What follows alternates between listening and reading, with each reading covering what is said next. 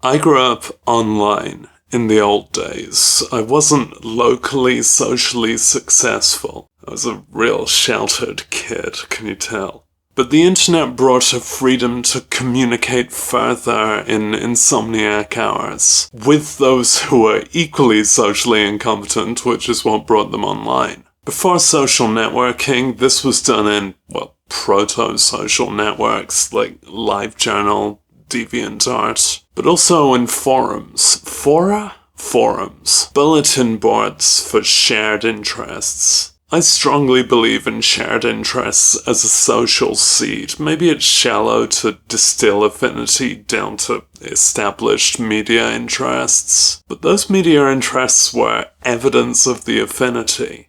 So there was stuff for bands, stuff for video games, stuff for teletext. In its own way, an embryonic internet. There's some means of networking with compatible people that's brought me all of my lasting friendships. The communication on forums was disarmingly public, but there were private options too in instant messaging. Pre-social media instant messaging. Forums had a lot of information, but it was digestible. You could click through the 15 pages of a thread and hear from every contributor, and scroll past their tedious signatures over and over.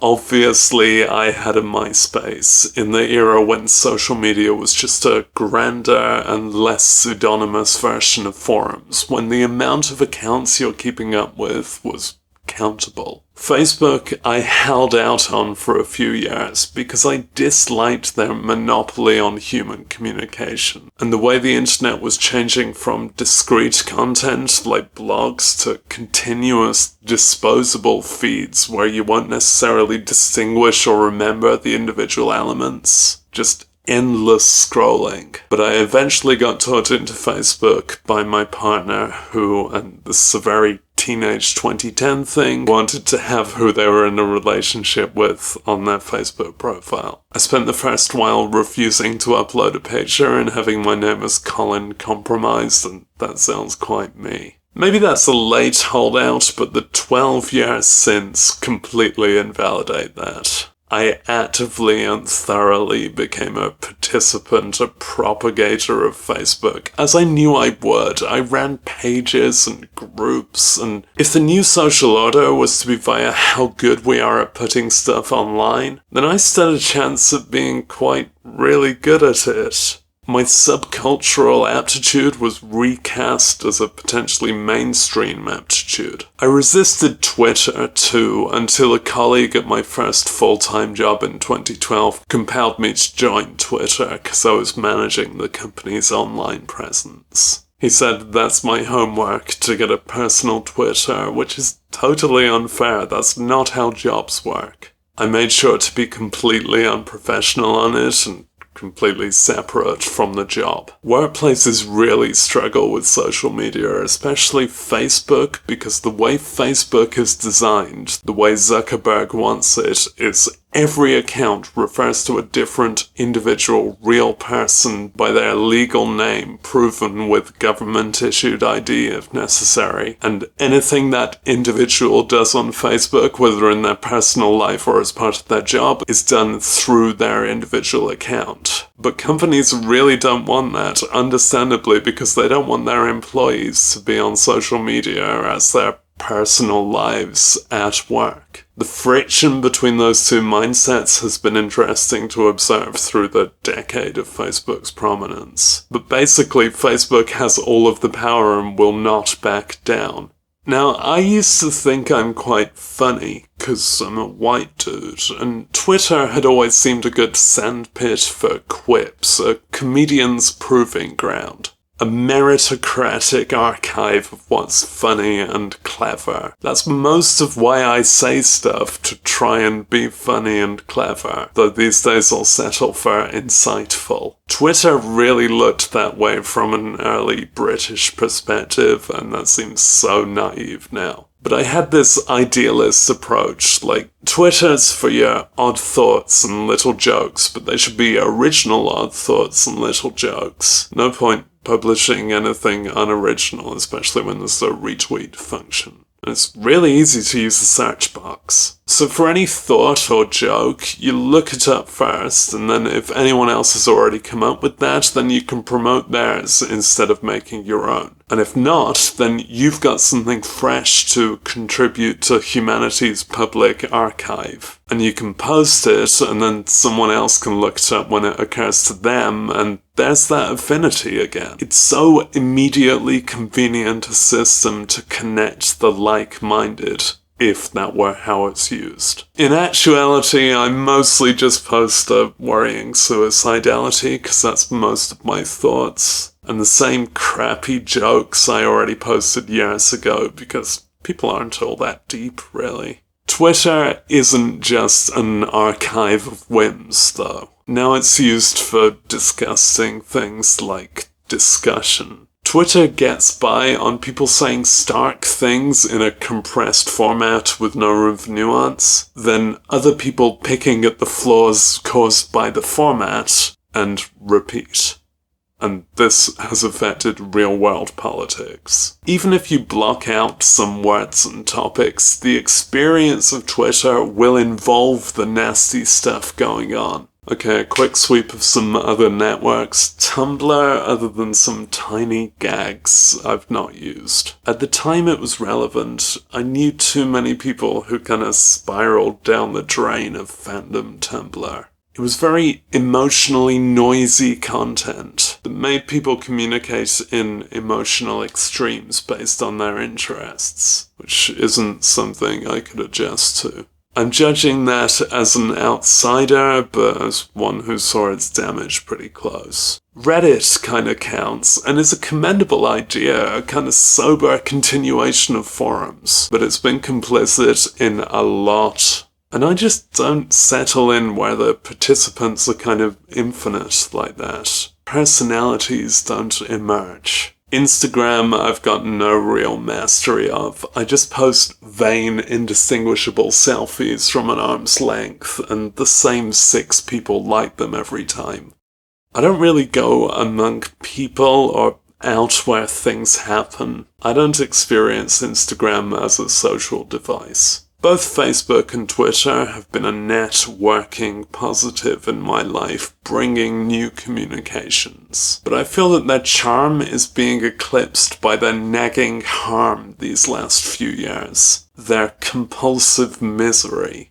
Globally, that's definitive. Facebook has been a tool of genocide, and Twitter is so full of hatred and cruelty. Both of them are designed to encourage anger and negativity, because that gets clicks. In my experience, both of these reached a critical media mass around 2020. They just stopped being rewarding enough to dip into. I'd already been wary of being online so much for a few years, and there could easily be other factors that affected the experience, like people becoming bored of my shtick, or aging out of the demographic. But I think part of it is the constant changes to their algorithms. What these networks choose to show and promote to you. Because the way it used to work that I considered optimal was you sign in, you catch up on everything everyone you know has posted since last time you signed in, and then you're done once you scroll to a familiar one. Latest tweets mode, most recent mode. This is strongly discouraged by contemporary social media design. For one thing, we're now endless scrolling. Things are not divided into chunks like your 15 forum thread pages. It's just everything. This frustrates the informational completist instinct, because the ideal of completeness is just unachievable. The number of people you're keeping up with has obviously increased, and then there's brand pages, groups, adverts, and whatever public argument it'll shove you into to keep you engaged. You cannot operate contemporary social media in the prehistoric way. And personally, I'm not getting the engagement I used to, both in quantifiable reactions and comments, and in the general feel of rewarding interactions. It's also depersonalized. I also feel that we've lost a lot in private communications. I'll continue to romanticize pre-social internet instant messaging. It was immersive and intimate. My main objection to Facebook starting out was how it was taking over this form of communication, how I had to join if I want to keep up with the people I want to speak to. And it made that communication a sideshow to its social network. It was obvious when we made the leap culturally, and it looks like we can't go back. Though Facebook offers private messaging, that's part of the world of Facebook, an informationally crowded place full of anxious notifications, full of constant updates from everything you've ever met, notifying you with a buzz in your pocket whenever anything happens. And this became the only acceptable option to communicate with many people. The older internet was more opt-in. You could choose the time that you devote to that kind of communication, and thereby it would be devoted time, not a lifelong pestering. Maybe we should impose these kind of restrictions on ourselves now, but who are we kidding? That just leads to being disconnected. If we can describe Facebook groups as a version of a forum, then clearly the same subjugation of messaging happened there. Your channel for your private interest is now secondary, a subsection of this big ugly machine that experiments on your emotions to see if showing you sad stuff will make you sad. It does. It's upsetting to have accessed that prior world and for it to be whipped away by peer pressure, by just everybody resigning to things not working like that anymore. But really, I think I have personal stuff to deal with there. I've got to accept that I'm no longer an anorexic kid making snarky music references. I'm now a creepy old blob who has to shave and everything, making snarky music references. This version of the social internet is also really dangerous for people who are not men, such as women. Facebook smugly pressures or requires you to have to use your legal name and show your face like there's not social inequalities complicating that. I work in a public library and I've noticed computer users propositioning and harassing strangers. There are always dangers to online communication, but at least we used to have some defense, some control in our pseudonyms and abstractions from our bodily selves. There's this guy who keeps trying to video call me on Messenger because he thinks I'm an attractive woman. So legit attractive women are going to get so much of that. Hell, just women. It doesn't matter if you're ugly. Cultural biases like that are obviously going to be part of social media because they're part of human culture. And if you construct something within human culture, it'll show up its flaws. Especially if it's something specifically based on objectification. Facebook, YouTube, and Twitter all owe a lot to the prior site Hot or Not. Facebook still has that interested in bit on its social profiles, and that specifically means sexually interested in. And you can choose from up to 2 binary genders. There are way more interests in the world than that, and even for people who think they're monosexual, that's unlikely to be such a definitive part of their character, like name, date of birth, interested in. It's a horny vestige of these profiles, an awkward demonstration that chatting strangers up is always going to be part of their design. The resilience of existing online as someone in a harassed group amazes me. How much abuse you have to resist and ignore just for being visible as yourself. I can't make that video, but I hope we can reveal and discuss these experiences more. I think Facebook is particularly irresponsible for how it allows and encourages harassment of strangers. For the last few years, if I try to message a friend on its messenger, I can type to search for their name, and the top few results will be absolute strangers who just happen to have the same first name. 0 mutual friends. That's who the algorithm wants me to message. It would be so easy to program the search to bring prominence or exclusivity to people you actually know, but communicating with people you already know doesn't do growth. For a long time, I found when I typed the word theirs, that's their apostrophe S, into Facebook, it would want me to tag someone called Teresa, that's without the H, and that's someone I don't know at all. And to choose not to tag was quite complicated. That's how you get that Grandmaster Flash stuff. Damn, Grandmaster Flash must get laid so much on Facebook. The Facebook philosophy of engagement is distinct from humanity's pre-existing instinct of communication, because Facebook's is fueled by capitalist urges. But because every fucker uses Facebook now, humanity's instinct is gonna be transformed by it. Since I'm not in an oppressed group, I have the privilege of being real public on the socials without harassment. And I've strode into loads of arguments just to clown on people, but that doesn't really have a function. It's very unlikely to change someone's mind. Maybe in the forum version, you might wonder about some old thing and find a cooked and bombed thread and go read all the perspectives of all kinds of white blokes. But Facebook is designed to resist conscious archival. The collation of old discussions becomes both inherent and verboten in modern social media, because there is always something newer going on. And Facebook is about keeping up to date, not so much the act of keeping up to date, but the status. What was once a core feature of the internet now starts to function as a snag. I'm not really worried about echo chambers. I think the internet has increased the amount of different perspectives an individual will encounter, for better and for way, way worse. But, there's a reason I don't have many religious friends or non-autistic friends. It's the inverse principle of affinity. Dissimilar people will have much less motive to communicate. Ultimately, we should increase human understanding and compatibility. But it's not going to happen this way because radicalization is a key feature of social media algorithms. Boffins say we pay for the ostensibly free social media with our personal data, and they're probably right, but I've never been that possessive of my identity. If someone stole it, I don't know if I'd miss it. That's definitively naive and privileged of me.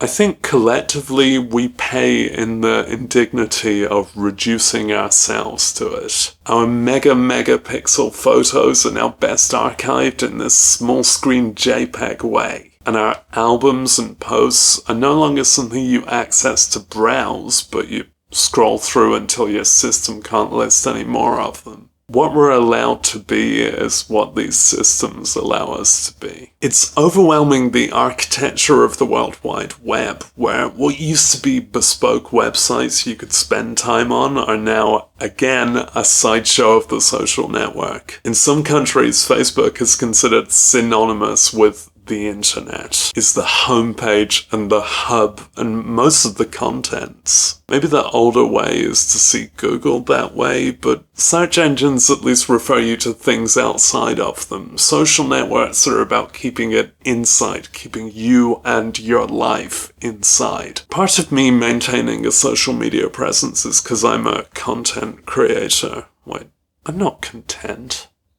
I publish stuff online, and that theoretically comes with having fans and followers, which mean maintaining an online persona to keep audience interest. Because now the very idea of being interested in something works within the ways of social media. The very cognitive framework has been commodified. The job of social media manager has been created. I don't have the energy to try and grab and maintain an audience by whatever the ways and means are now. I just want to publish whatever I come up with and come out with, and then it's in the space of the internet and available online. YouTube used to get me to add tags to each of my uploads, which were potential search strings to judge people's interests to bring them to my videos. I love search functions when they work verbatim, when they don't second guess you with the most mainstream near matches, but when you can put the phrase in quotation marks, and find it absolutely. Though that option is still technically available, it's obscured and discouraged by the contemporary YouTube interface. We are meant to just throw stuff online and YouTube will promote it if it finds it exploitable enough. Bandcamp, though, at least pre-buyout Bandcamp, is a very neat and convenient music file archive where you can easily browse and access the entire content and even remove it from Bandcamp and have it exist offline. Remember offline?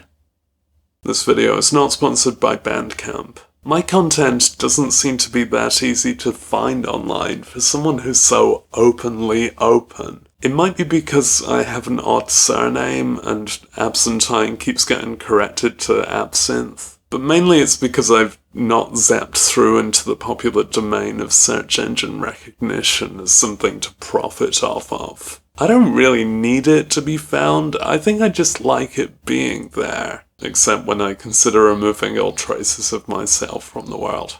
It doesn't need to be found, just technically findable. Last year, with this burnout, I closed off my social media for a couple of months to see if I was any better off, and kinda I was better off, but also closed off. I missed out on stuff that was delivered in the one channel people understand. Social networks are now nearly inherent to social existence, and I emphatically disdain it, but I can't change it. The younger generation has this syndrome even further, because it's no longer rare to be active online. It's prerequisite in a lot of culture. And these kids gotta make all their mistakes in public like that. When you close off a Facebook account, it goes all Janet on you, pleads that you'll lose communication with your besties, as if it thinks Facebook was the only thing holding you together.